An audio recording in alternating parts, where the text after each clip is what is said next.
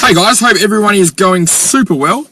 I want to talk a little bit today about mental strength, something I haven't focused on or spent much time on. And I want to talk about this as a component of fitness, and something that brought this to my attention was a workout I did last night. So I'll give you guys a bit of a rundown on what I did last night. So after I've done all my strength, my normal training, got a couple of the other guys at the gym to jump in with me and do a conditioning workout. Okay, now this conditioning workout was a massive workout in terms of duration. So I'll give you a bit of a rundown on what we did. We did, between three of us, we accumulated 90 muscle ups on the rings. We accumulated 2Ks of sled pushes with 60 kilos on it.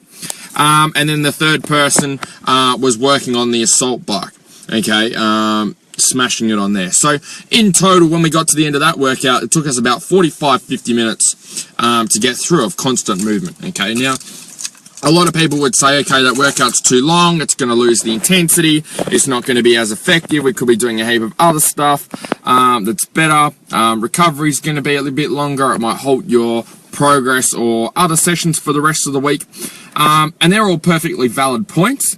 But when we're looking at conditioning, when we're looking at training, there's a lot more to strength and conditioning than just strength and conditioning.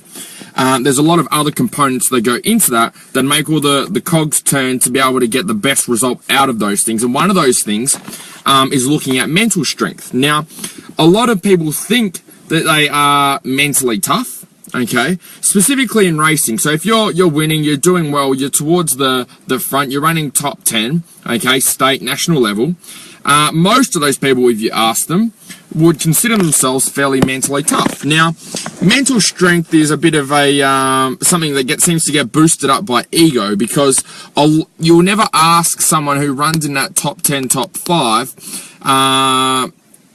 you'll never hear them say, no, I'm not mentally strong, okay? It's a very rare thing that comes up. Everyone thinks they're mentally strong. Everyone who does some form of training or competes thinks that they're mentally tough compared to the average population, right? You'll never hear them say, oh, no, I'm not mentally tough, I'm mentally weak, okay?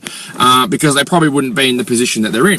Now, the thing that's important to be able to note is that level of strength. So that's kind of like someone saying, are you strong? Okay, strong is relative to the standards that you compare yourself to. So in terms of mental strength, exactly the same thing. When you're comparing yourself to maybe how you were before, yes, you are a lot mentally stronger, but compared to where you could be, maybe you're not.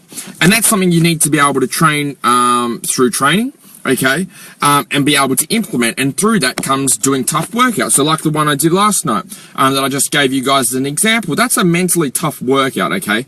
No amount of, you're not going to get through that with hey Jack, no matter what level of fitness you're at, it doesn't matter, you're going to get to that end of that workout and feel stuff. You're going to feel like shit. You're going to get halfway through, okay, or a little bit further through, and it's going to be shit, okay, for everyone.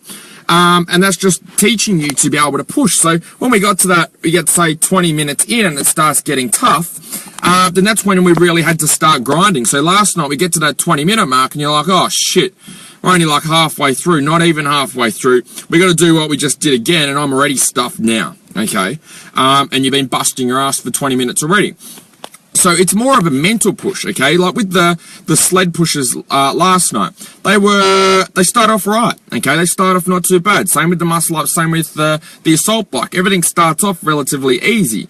It's when we get to the end that we're really grinding through, that you're taking step by step. When you've got the prowler, you're doing the sled pushes, that things start to become really, really tough. Now, that's where the mental game comes in. It doesn't matter about your level of fitness, it's your level of push, the level of drive that you have, because your legs are going to be stuffed, your arms are going to be stuffed, no matter how fit you are. It's about how hard you're actually able to push and continue to push. Now, a lot of people with their training and racing included, you probably very rarely see someone that passes out from training or passes out from riding and racing because they push too hard, okay? Yes, from dehydration, but I'm talking about all things being equal. You never see anyone, or rarely see anyone, that's pushed so hard that their body physically can't take it anymore and they pass out. okay? And that's because the mind is the first thing to weaken with training, okay? And with being able to push, the mind is what gives up first before the body. It's very rare that the body gives up first. Now, that's something that you need to train. You need to be able to get your mind as strong as your body. Okay, you need your mind to catch up, and most people's minds, they have bodies which are a lot stronger, a lot more capable than what their mind actually is, and their mind is the thing that needs the training. So though putting in those longer workouts every now and then is something that's good, because it's going to help to push you. And then when we do that workout, so let's just say I've done that workout, okay, it's 45 minutes. It now broadens my perception of any future workouts that come out. So let's just say I go into the gym tonight. I haven't even looked at what I'm doing tonight. Well, let's just say I go into the gym tonight and I'm doing 15 minutes of intervals on the rower. That's not going to be too tough for me, because we've just done 45 minutes last night. I go, okay, from a mental point of view, I'm like, okay, I've done a 45-minute workout and that absolutely kicked my ass. And we were pushing for a while. I've only got this 15-minute workout tonight. I'm going to be able to go a shit ton harder in this 15-minute workout because I've done 45 minutes before and was able to push hard, okay? So it's all about perception as well, and making other things look easier or be perceived to be easier, which is going to be a little bit of a mental hack for you to be able to keep pushing, to be able to keep progressing with your training, and to be able to get that bit extra out of you. So specifically on race day, and even I look back to my race days as well, did a shit ton of racing most weekends. Every event I could get to, I was trying to get to, whether that was a club day, national, or state round, open, whatever it was. That last bit of the race is always going to be the toughest, because you've just been kicking your ass. You've had your ass kicked for most of the race, and then you've got to push even harder in that last little bit. And that's where this training comes into to help you guys. This is what's going to help you the most, because when we can practice during the week, getting into that uncomfortable feeling, we need to be able to be comfortable being uncomfortable, okay? And the more times you get into that uncomfortable place, the more comfortable you're going to be there. So when that happens out on the track, that happens out on race day, if you're racing here in Perth at Wanneroo at the Nationals, and you've got 20-minute motos, 3 20-minute motos, then when you get to the end of the day, when the track's absolutely rough as and everyone's hurting, you're going to be able to push through. You're going to be able to keep going. Okay, and that's what we want to be able to work on, but that's something that needs to be trained. You can't automatically assume that you already have high levels of mental strength or high levels of mental toughness. You need to assume that you don't have high levels of mental strength and high levels of mental toughness, so that you can continue to train on them and make them better. If you think you already have it, then chances are you've still got a shit ton more to go, okay?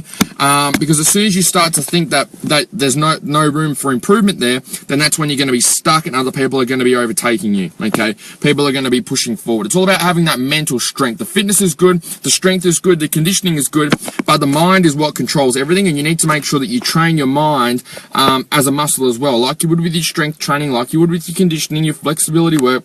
You need to be able to train your mind as well to be able to push through those tough times, and sometimes that means not doing optimal workouts. So to build my lung capacity, there's probably a shit ton more, there is a shit ton more optimal stuff I could have done last night, okay? To build my strength, there's a shit ton more optimal stuff I could have done last night, okay? Instead of doing a big 45-minute workout after I'd just been training for an hour and a half, doing my weight training, okay?